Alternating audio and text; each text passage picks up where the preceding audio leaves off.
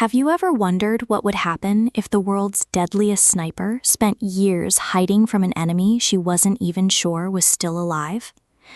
What if one ordinary day, one unexpected visitor, could bring her entire past crashing back into her life?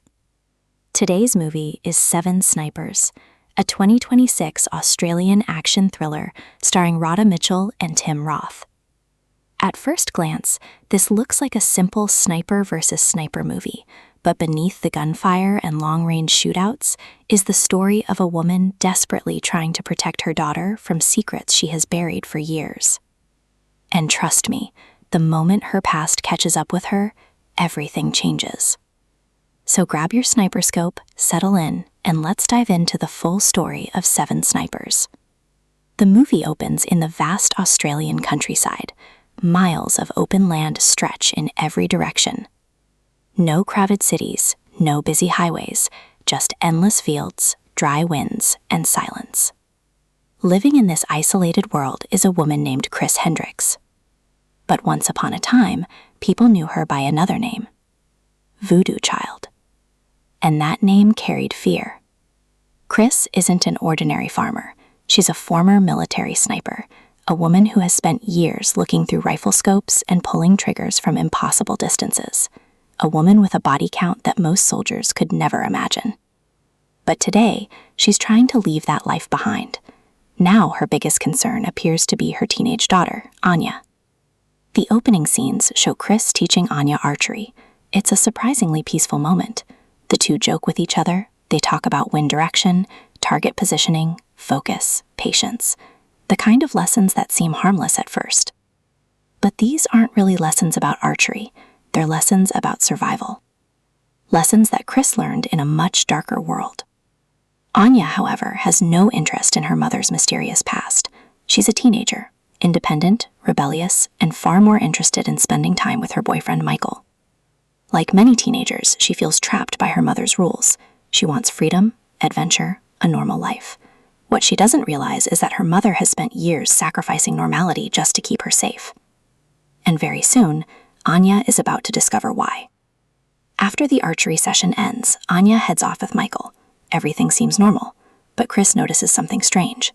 A vehicle approaches the property, slowly, deliberately. Immediately, her instincts kick in, and those instincts have kept her alive for years. A large truck rolls onto the farm. Inside is a man claiming to be interested in purchasing the property. At first, the conversation seems harmless. The man smiles, acts friendly, talks business. But Kris isn't buying it. Not the land offer, not the smile, not the story. Something feels wrong. The moment the gunfight ends, fear begins creeping across Kris's face. Not because she almost died, because she now knows something she has feared for years. Someone has finally found her. Someone powerful, someone relentless, someone she hoped she would never see again. A man known only as the Dragon. Even hearing that name is enough to change everything. The Dragon isn't just another sniper. He's a legend, a ghost story among soldiers, a former warlord, a killer, a man whose reputation has become almost mythical. Many people don't even believe he's alive anymore. Others wish he wasn't. But if the Dragon has finally tracked down Kris, then nowhere is safe. Not the farm, not her friends, and certainly not her daughter. For years, Kris believed she had escaped her past. Now she realizes the truth. The war never ended. It was only waiting. And with the Dragon closing in, Kris knows she cannot fight alone, which means there's only one option left. She must call the people she once trusted with her life. Old allies, old warriors, old snipers, men and women who thought those days were behind them. But what Kris doesn't know is that some of them may never make it back alive, because the Dragon isn't coming for a fight. He's coming to finish something that started many years ago. And no one expected what happens next. As Kris begins assembling her team of elite sharpshooters, the hunt officially begins. But the biggest secret of all hasn't even been revealed yet, and that secret is connected directly to Anya, a truth that could change everything Kris thought she was protecting. But we'll get to that in the next part. Because what happens when the snipers finally arrive turns this quiet survival story into an all-out war. Kris realizes the Dragon has finally found her, and she knows she can't survive alone. She contacts her former commander, White Dog, and calls in old favors from a network of elite snipers she once fought beside. One by one, the veterans arrive. Some are seasoned professionals carrying the scars of past wars, while others are younger replacements for teammates who never made it home. Together, they form a defensive perimeter around the farm. At first, there's confidence. These are some of the deadliest shooters alive. But that confidence doesn't last long. The dragon begins eliminating people from impossible distances. Nobody can see him. Nobody knows where he is. Every open window, every doorway, and every exposed position becomes a death trap. As the team tries to track him down, tensions rise. The younger snipers begin questioning the legends they've heard. The older veterans start realizing that the dragon might be even more dangerous than they remembered. Meanwhile, Anya grows increasingly suspicious. Why is her mother acting like a military commander? Why do these heavily armed strangers obey her orders? And why does everyone seem terrified of a man called the dragon? The more questions she asks, the more Kris tries to avoid answering. But secrets can only stay buried for so long. And what happens next changes everything. As casualties mount, Kris finally begins revealing pieces of her past.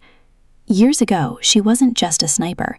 She was one of the most feared operatives in a deadly conflict involving the dragon.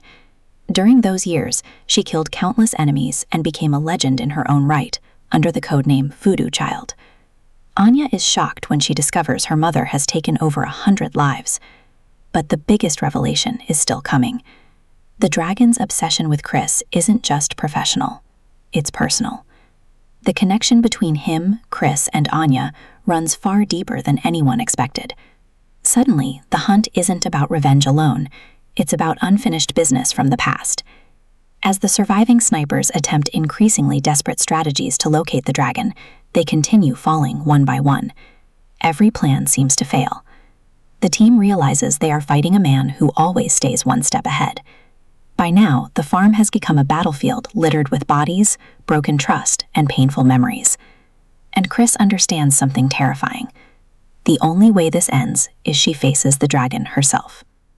The climax turns into a deadly sniper duel between two aging legends. For years, Kris has been running from her past. Now she must confront it. The surviving characters use every trick they can think of to locate the dragon. Some plans fail spectacularly. Others buy them precious time. But eventually, the confrontation becomes personal. Kris finally comes face to face with the man who has haunted her life for years. The final battle is less about action and more about survival, guilt, and consequences. Both characters represent different paths taken after years of violence. Neither escaped their past. Neither found peace. After a tense showdown, Kris ultimately gains the upper hand and defeats the dragon, ending the threat that has followed her for so long. But victory comes at a cost. Several allies are dead. Anya's view of her mother is forever changed. And Kris can never fully erase what she has done. The movie's central message revolves around the idea that you can run from your past, but you can't escape it forever. Kris spent years hiding on a remote farm, trying to create a normal life. Yet the consequences of her actions eventually caught up with her. The dragon serves as a living symbol of that past. Every sniper in the story is trapped by old wars, old mistakes, and old loyalties. Even after the shooting stops, the emotional scars remain.